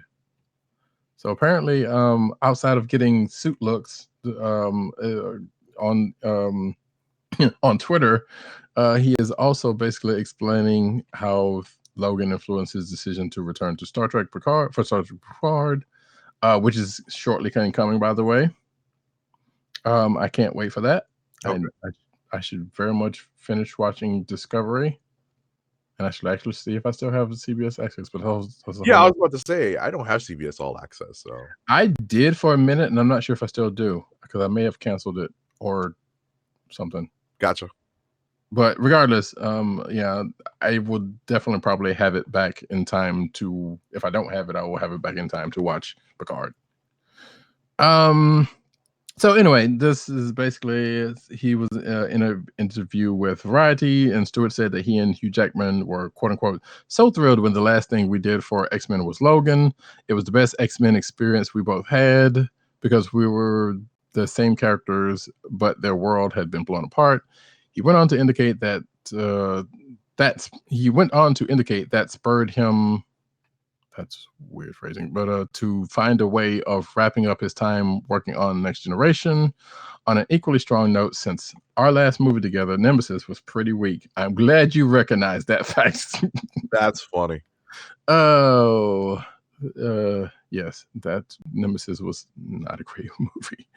Anyway, this in turn led him meeting with Picard creator Adam Kurtzman and writers Michael Chabon, who also showrunner on season 1, which why does that name sound so familiar?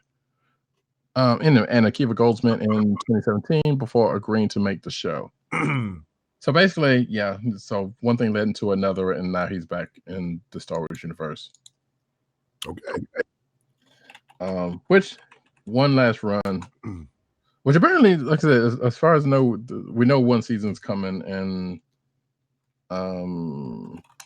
another one sound like it might be coming. Sorry, forgive me. That's okay. Okay, I'm thinking of another person, but Spider-Man. So Michael Chabon is the writer on Spider-Man 2, the Tobey Maguire Spider-Man, Wonder Boys, The Fifth Wave, John Carter of Mars. Yeah. Yep. There you go. Yeah. Oh wow. I guess he was supposed to be on that that Mask movie that still has never seen the light of day and probably never will. And also the Visionary movies, which is another one that is in even less shape. Which wow, can you believe they were trying to do a movie on Vision? You know what to move on. Good Lord. Next up. What's next? James Gunn reveals why he chose Suicide Squad over Superman. Apparently, it's because it's one of his favorite properties in the world, and it's the story he wanted to tell more than any other. Good for him. And probably did a porn parody of it back in the day. Next up. Well, we have visionaries.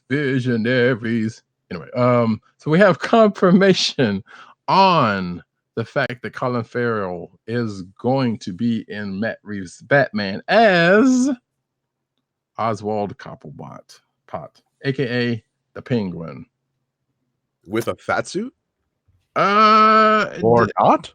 Doesn't quite say here. Yeah, we'll find out more later. Yeah. Yeah. There's nothing saying about that, but apparently there's some photos of some possible on-shoot stuff that was shared with it says photos of a figure that resembles Farrell were shared on social media and features a person in a black coat with an umbrella in hand and blonde hair, possibly giving us Farrell in the costume as Oswald Potter. So again, this is rumor still.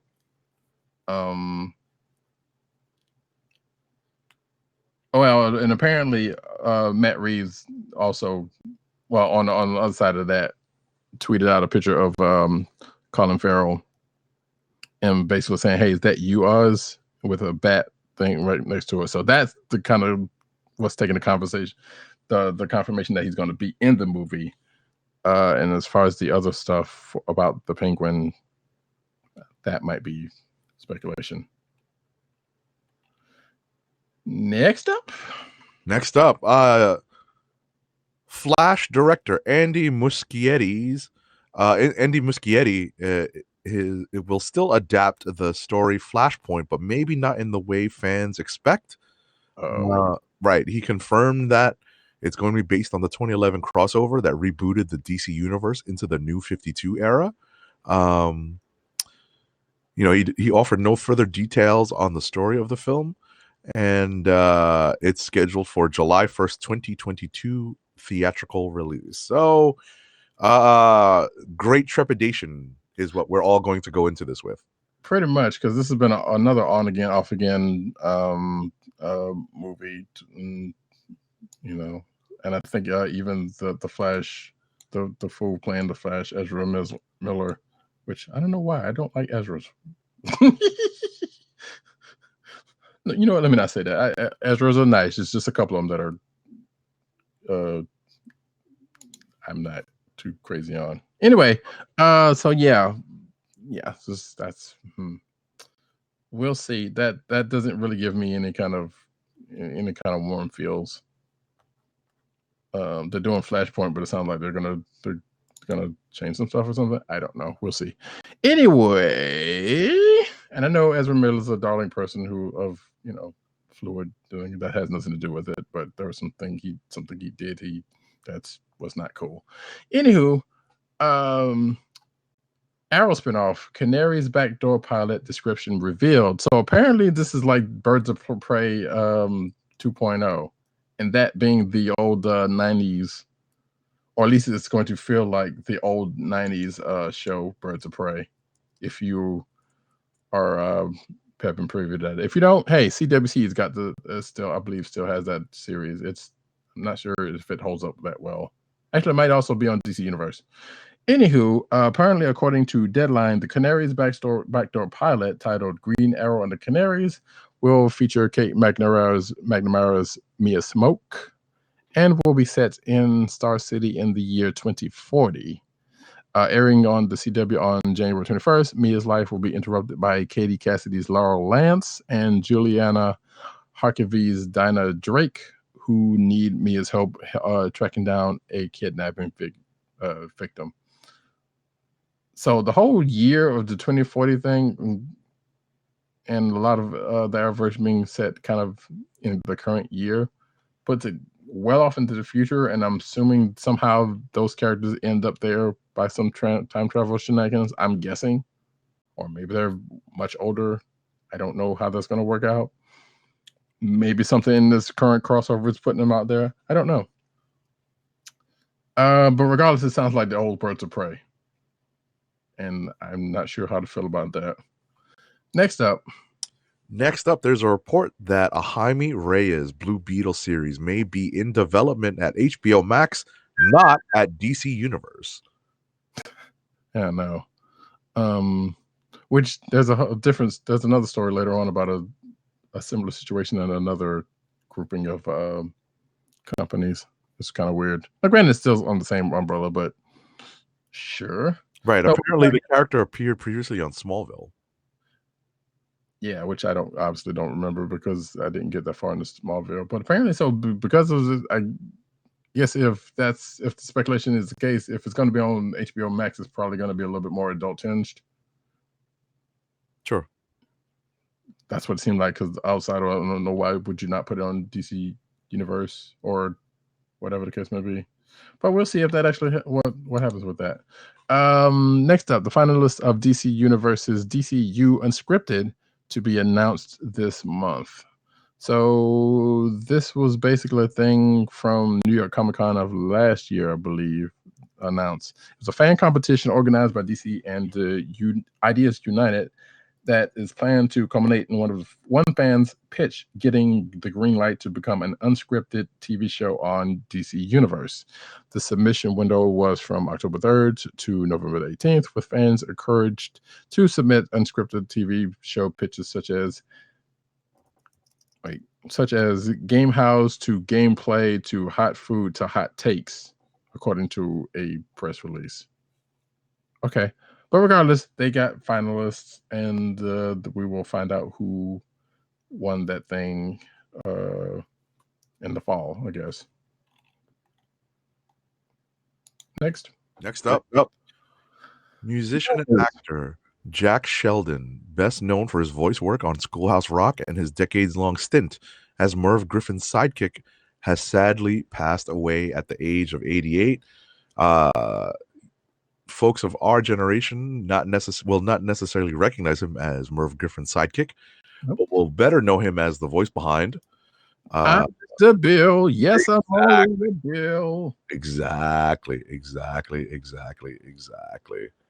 And I'm trying to get it to play just a little bit. You sure gotta climb a lot of steps to get to this Capitol building here in Washington. I don't want to get taken off, but exactly. I'm looking for his voice. That's the thing. Yeah, as soon as the singing starts, that'll be him. Right, exactly. Well, it's all right. I just turned it off. So, but anyway, yeah, that's how most of us are going to recognize his voice. Yep, I still have my fingers, my DVDs of Schoolhouse Rock. I'm meant to actually pull that out, and I'm almost going to reach for it, but I don't want to tip over in my chair. So, but sad news. I did not know about the Merv Griffin thing, but again, Merv Griffin was kind of, you have to be of a certain vintage. And granted, I slightly was, but at the same time, it's still young. I was young when Merv Griffin was on. Right. It's kind of tough to get your parents to let you stay up to watch the late night shows. So pretty much. So yeah, he was Merv Griffin's sidekick in 1962, where he remained for the most of the show's entire duration until 1986. So, and I don't remember watching too much Merv Griffin. I do remember. I mean, it doesn't matter. It's a sad loss, and go check out some Schoolhouse Rock on YouTube, folks. It's good stuff. A lot of it's still relevant, actually. Yes. I don't know if they have one on impeachment, but they should. Anyway, next up, Castlevania Season 3 gets 2020 tease from Studio.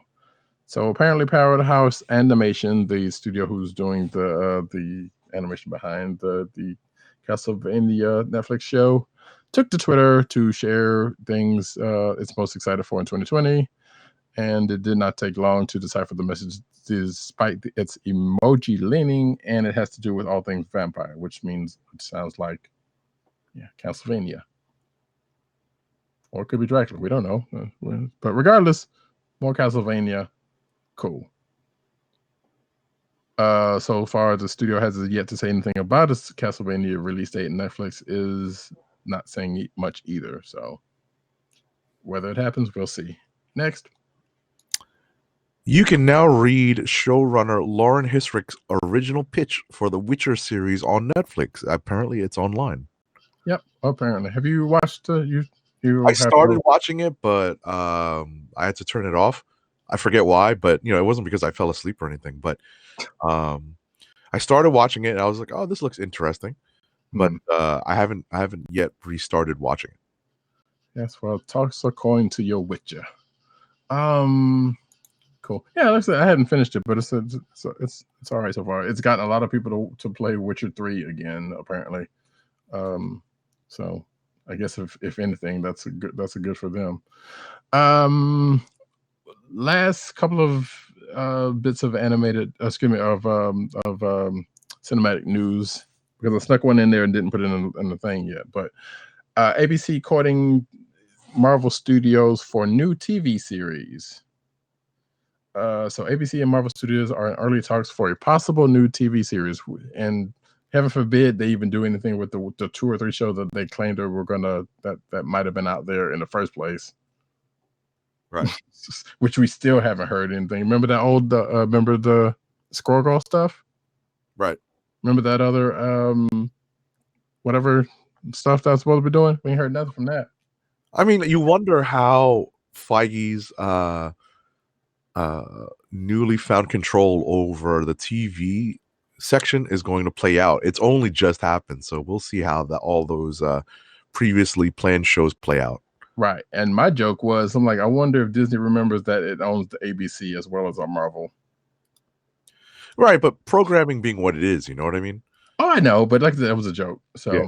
you know, Programming being what it is, you know, they have to make decisions on their own without the corporate higher up. So sure.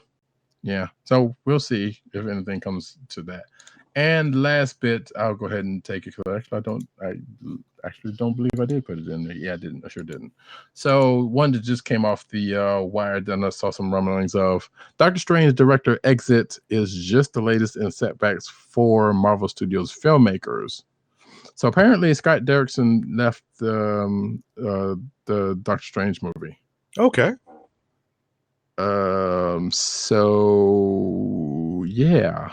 So apparently, according to this, for many fans and pundits, this is the latest case of the company having friction with a high-profile creative mind. Edgar Wright, Patty Jenkins, and Scott Derrickson are the list of names that officially signed on, then parted ways with the company. But people are also bringing up Ava DuVernay's talks with the studio and Josh Whedon's departure as well. I guess in relation to things that's been going on. So, I mean, let's face it, that Doctor Strange movie is still going to come, Right. regardless of who's going to do it. So It may have something to do with all of the stuff that's happening on Disney Plus. So I don't know. There's nothing saying that one way or the other, but who knows? Although Derrickson said on his Twitter account that he would still be on board as an executive producer of the film, so he's still getting money. He's just not directing it, right? Or he would be. I know there's no saying that he is. See, all in all, in a weird look in the way the handle director is just close to the. So yeah, I guess so because that movie I think comes out this weekend. Only this year. So they have to have a whole bunch of it done, you would think, by now. So they would just need somebody to come in and run cleanup and whatever. But according to this, Marvel's statements to Variety read, Marvel Studios and Scott Derrickson have amicably parted ways on Doctor Strange in the Multiverse of Madness due to creative differences. We remain grateful to Scott for his contributions to the MCU. I admit, I kind of want to know what those creative differences were. At this point, who cares? Right. And that is it for the cinematic news. We will go headlong into the comic book news. Absolute Gotham by Gaslight canceled. Actually, I don't know why I'm taking that tone with it. That's not nice. So yeah, apparently they plan to do an absolute edition of Batman Gotham by Gaslight, but that's been canceled. No reason's been given, but a representative for the publisher said that it will be solicited again in a different format. So, okay, next up. Apparently, the Justice League's most powerful member will return and may kill the world. Okay, so this is related to Justice League Dark, right? And the Dr. Fate that's in there right now, which is not Kent, whatever his name is the Young Buck, right? Nasir. Right. So I am not reading this book, so I'm not familiar with it. But apparently, neither am I. Right. Apparently, the junior Dr. Fate, Khalid Nasur, and Nabu, the Lord of Order sealed inside the Helm of Fate, have become traumatized by the events of Dark Knight's Metal. They're not the only ones, and because help us figure out what happened over there, Snyder. So anyway, good luck. Yeah, for those of your folks who read it. Right. So apparently, Nabu has a plan to eliminate magic, and it would result in the death and complete elimination of magical beings in the DC multiverse. So yeah, that's weird stuff right there. Oh, weird. Oh, wow. It's almost like they said, "Hey, that's the thing that Marvel did with Doctor Strange and the killing of magic. If we can do something like that over here." Oh yeah. Huh. Weird. Anywho, Captain Cold reveals a surprising new spoiler. So apparently this is a spoiler for The Flash number 85, which do we have anyone reading that? I think Dirt. No, I thought up to date. You're right. Yeah, Dirt probably was. I thought Tim was, but I guess you might be more right. I read it here and there, but I'm definitely not up to date. Sure. Regardless, apparently Captain Cold's got a new power or something, and I guess he's tapped into the Speed Force according to this or something. And it sounds like the Rogues is similarly, have gotten an upgrade on their powers. Yeah, so Captain Cold reveals a secret ability given to him by Luthor, Super Speed, which I'm surprised there's not like a Cold Force. Which I guess wouldn't that be the Steel Force? I don't know. So, why wouldn't he get something that's more aligned in that? Because wouldn't super speed be like heat and friction? You know, I'm thinking way too far into this. Regardless, hey, guess what? That happened. If you're reading Flash, good on you. Next up.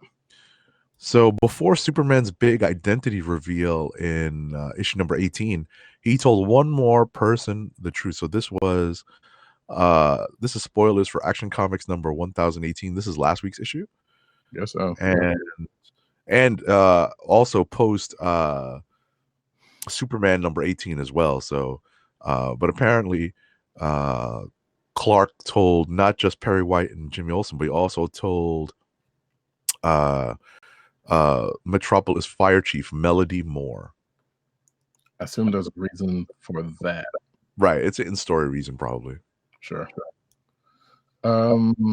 It's Clark Kent, the reporter. He is talking to Metropolis Fire Chief Melody Moore, a character who's become an ally to him, both him and Superman. Sure. Okay. DC's Far Sector #1 and The Last God #1. By the way, I think that was last week. Never mind. I was about to say Far Sector came out this week, but it didn't. That was last week. Both go to second printing. So cool. I have been enjoying that Far Sector book. I don't know anything about The Last God, but it says here Philip Kennedy Johnson, written by and art by Ricardo Federici. The Last God tells the story of two fellowships of heroes as they take on the same apocalyptic threat, but decades apart. With the realm of Cain Anun and the very world falling apart around them, a new group of unlikely heroes must band together to accomplish an impossible task. So, cool.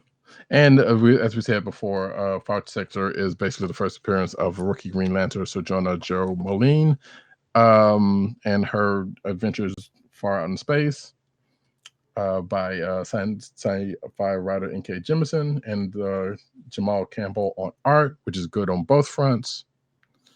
Just go check that out. We can get a chance. It's pretty good. All right. Next up, Mikael Janin discusses his 3-year Batman run and teases a big DC project coming up. So he recently ended his run on Batman with Tom King on issue number 85, and apparently he's got a big new project for DC coming up. It's big enough for him to renew his exclusive contract with the publisher for 3 more years. Okay. So yeah, news upon news out of that one. So congrats, I guess, for him. Thor's new hammer may already signal his new downfall, which you didn't talk about this particular thing. This is from Thor #1 from last week. Last week, right? And apparently Mjolnir's got a little weight to it now. It's picked up a little pound. Right. I mean, this is a plot point in the story that I didn't necessarily want to talk about because it's a spoiler. So I didn't bring this up last week. Right. So, but okay, fine. So yeah, that's out there. If you still hadn't read it, like actually, now that I think about it, I haven't, but doesn't matter. Next up, Avengers and Fantastic Four versus Kree and Skull, Empyre's in Marvel's next major event, Empyre. So we kind of alluded to something. We kind of alluded to this earlier with the new what possible outcome of the New Mutants. Although we don't know if they're even going to be a part of this or not. But regardless, following last week's release of their 2020 Seed one-shot Incoming #1, Marvel has released more details in a teaser trailer about Empyre. That's EMPYR, and not the commercial, which I'm almost threatening to sing for Empyre carpets, whatever. They're an April launching event, co-written by Al Ewing, yay, and Dan Slott, with art by Valerio Schiti. The event is being branded as an Avengers Fantastic Four team-up. rooted in a story spanning throughout Marvel's 80-year history, according to the publisher. With a massive war fleet approaching, the Avengers and Fantastic Four team up for 2020 in April's Empyre, but their combined strength be enough to save the day? So I guess the team up kind of makes sense since they both have had some significant run-ins with the Kree and Skrull during their spans. So we'll see what's going on with this. I don't know. I'm slightly looking forward to this, given who's like behind it on creative team. But I'm also kind of event tired out. But this has been an ongoing thing for the last couple of years, So we'll see how it happened. I didn't look at the trailer, but this is the line-wide event and not the little event that they circumvented their little plot thing or their little thing about.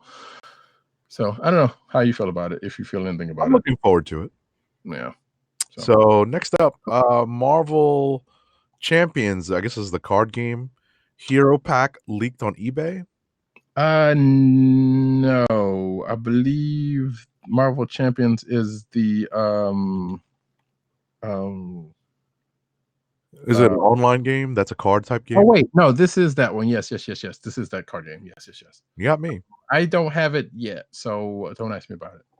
But apparently there's another hero pack. I think we talked about the Thor hero pack like last week, but yeah, there's another pack that they're talking about going into this. So basically, it's a deck building game where you're playing a hero and you have a scenario to go against the villains. And you could be either you alone or you with a few other people with other sets of hero cards at your disposal and working together. It's a cool premise, and I do enjoy card-based games. And knowing me, I would probably just pick this up just for the card art, but I haven't had a chance to play it for myself, much less see it anywhere close. Okay. So we shall see. But basically, each hero pack contains a pre-made playable deck, and players can choose to build their own deck with a few restrictions around it. So yeah, there's I know I put in something in a past CBC that taught you how to play the game, but you can look that stuff up. There's a couple of good places with some good tutorials on how to play it. It's kind of neat though if you ever get a chance, and if you're inclined on those kind of games. Next up, G.I. Joe War on Cobra is available for pre-registration now. So apparently, according to this article, Hasbro has teamed up with D3 Go and Emerald City Games to bring G.I. Joe fans a new mobile strategy game. So this is on your phones.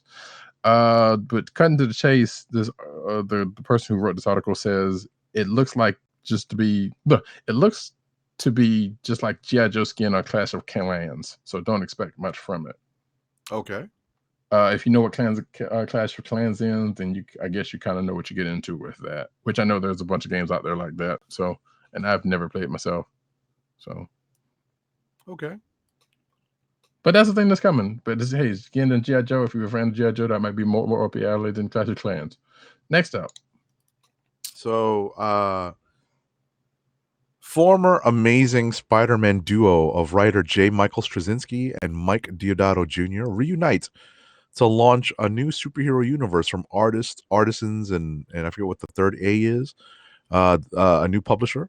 In March 18th, The Resistance #1, and there's a first look out there right now. Yeah, there's a preview, some preview pages on this. Straczynski, also known for his Spider-Man work, but also stuff like Babylon 5, stuff like that. A lot of television work this guy's got under his belt, so take that for what it is. Next up, according to Comics Beat, Raina Telgemeier, I'm sorry, I totally knew how to pronounce that name, is the comics industry person of the decade. like I said, according to the Beat, according to Comics Beat. Miss Tuggemeyer is the writer of Smile, which is her graphic novel that she is known for. And this article goes into why she is deservedly, according to them, the comics industry person of the decade. So I guess congrats. They have also done, I think they also have done a couple of other like year end and possibly decade end awards. So you can go check that out on that site. Next up. Last but not least, let's see here. What is this? Kirkman and Samney's firepower is kicking off early with a surprise. So this is a team up between Robert Kirkman and Chris Samney on a new Image Comics Skybound series titled Firepower. It's going to debut this May, but there's going to be a surprise prelude to debut in April ahead of the ongoing series. Yeah, All right. Yeah, apparently, according to this, so readers will be able to pick up this early book featuring nearly 8 issues worth of story and art for $9.99 on a Wednesday, and come back to the store on Saturday, ready for the free issue #1 on Free Comic Book Day. So this is basically coming out the week of Free Comic Book Day. Okay. And this also says that's almost too much Samney and Matt Wilson goodness to handle, according to whoever said this. So yeah, you can go check that out if you feel so. Nathan goes into the plot of the story, but we won't go into that because you can read it for yourself whenever you get a chance. Right. And that, folks, is the end of the news. One more ad read, please, sir. Our last ad read of the night is for Wink, the personalized wine club. Wink is a world of wine delivered right to your door. From rosé to Cabernet to Torrontés, Wink has over 100 styles of wine to discover. Ever try an orange wine? Wink connects you to a world of exclusive wines tailored to your tastes and delivered directly to your door. Wink delivers 4 bottles of wine to you every month with free shipping. You can pick your own bottles or let Wink choose and match to your taste. It doesn't cost a thing to become a member, and you can skip or cancel anytime. And now the listeners of the Comic Book Chronicles can enjoy an exclusive discount of $20 off your first order. To place your first order with $20 off and to help keep our show free for you, go to our network website at cspn.us/WINC. That's cspn.us/WINC. Wink Wines through CSPN. Do it today. When the cup is finished, folks, that means that is the end of the show. We would like to and Agent 70 is still alive. So please raise your hands in a spirit form fashion and give him your energy. Yeah. Which by the time you finally realize he may be better. Who knows? But probably. But thanks for your thoughts. Yes, regardless. So we will be back next week, same bat time, same bat channel, with another exciting episode of this here Comic Book Chronicles. For myself, and matter of fact, I'll go ahead and say it. Thursday evenings, 9:30-ish p.m. on the Click Nation's YouTube channel, where we record. So if you're around at that time, come check us out. Ask a question, do something. I may or may not be able to take it, depending on how this chat works out sometimes. And feel free to catch up on the archived episodes on the Click Nation's YouTube channel. Indeed, all nice and neat in a nice little playlist bow.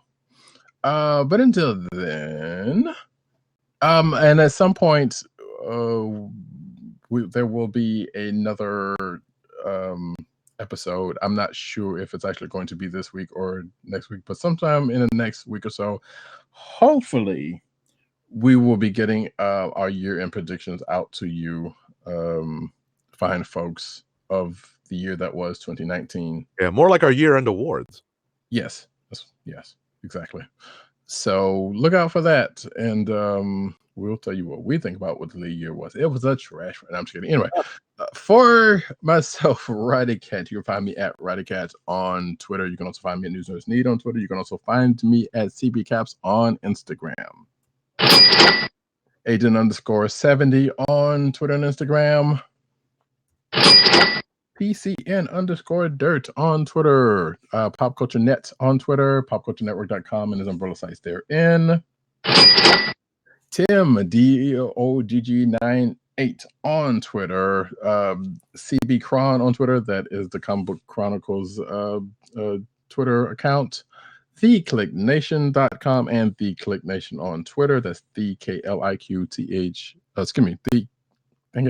KLIQNATION. All one word. You can find this here podcast on the Coastal Other Podcast Network, CSPN.US. Do it today. You can also find, I was not going to go full radio voice either because I'm still working on that one. You can find this here podcast on Google Play, Apple iTunes, aka Apple Podcasts, Spotify, and the Coastal Other Podcast Network SoundCloud page. And the aforementioned, like I said, Thursday nights here, you can, where we record. But I've already said that. And with that, ladies and gentlemen, this has been the Comic Book Chronicles. Peace. Peace. One. I love it when a plan comes together.